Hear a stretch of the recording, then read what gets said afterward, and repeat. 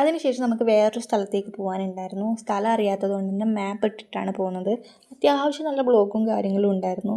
അപ്പോൾ സ്ഥലം അറിയാത്തതുകൊണ്ട് തന്നെ ഒരു അബദ്ധം പറ്റി. ഒരു സ്റ്റോപ്പ് മുന്നെയാണ് ഇറങ്ങിയിട്ടുണ്ടായിരുന്നത്. പിന്നെ ഒരു സ്റ്റോപ്പ് നമ്മൾ നടന്നു, വെച്ച് പിടിച്ചങ്ങ് നടന്നു. അപ്പോൾ വേറെ എവിടെയല്ല, മാരുതി സുസുക്കിയുടെ ഷോറൂമിലേക്കാണ് വന്നിട്ടുണ്ടായിരുന്നത്.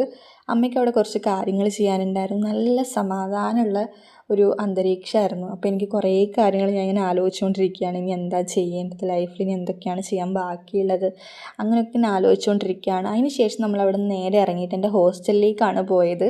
അപ്പോൾ ഇതൊരു പ്ലാനിലില്ലാത്തൊരു കാര്യമായിരുന്നു. പിന്നെ അവിടെ വരെ പോയ സ്ഥിതിക്ക് എല്ലാം കൂടി എടുത്തിട്ട് വരാമെന്ന് വിചാരിച്ചു. എൻ്റെ ഒരു യോഗ മാറ്റും പിന്നെ കുറച്ച് ബുക്സും കാര്യങ്ങളൊക്കെ ഉണ്ടായിരുന്നു.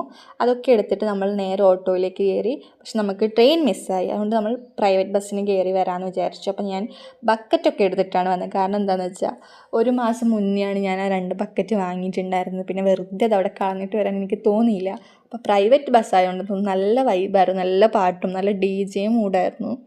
അപ്പം ഞാൻ അമ്മയോട് സ്റ്റെപ്പിടമ്മ എന്ന് പറഞ്ഞുകൊണ്ടിരിക്കുകയാണ്. അപ്പോൾ അമ്മ പറഞ്ഞു, ഇല്ലില്ല നീ വീഡിയോ എടുക്കല്ലേ, ഞാൻ പഠിച്ചിട്ടിടാന്ന് പറഞ്ഞു. അപ്പോൾ ഞാൻ അമ്മനെ പ്രേരിപ്പിച്ച് നിർബന്ധിപ്പിച്ച് ചെയ്യിപ്പിച്ചതാണിത്. അപ്പോൾ ഇവിടെ നമുക്കൊരു 2.5 hours ട്രാവൽ ഉണ്ട്.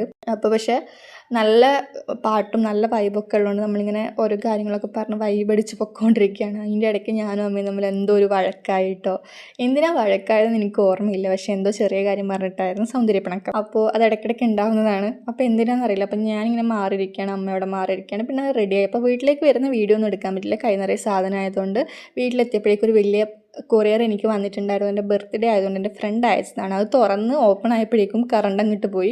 ആകെ തുറന്ന് എനിക്ക് പുറത്തെടുക്കാൻ പറ്റിയത് ഈ ഒരു കുപ്പിയാണ്. ബാക്കി എന്തൊക്കെയാണ് അതിൻ്റെ ഉള്ളിലുള്ളത് ഞാൻ നോക്കട്ടെ കേട്ടോ. അപ്പോൾ അത്രയേ ഉള്ളൂ ഗൈസ്. Okay bye.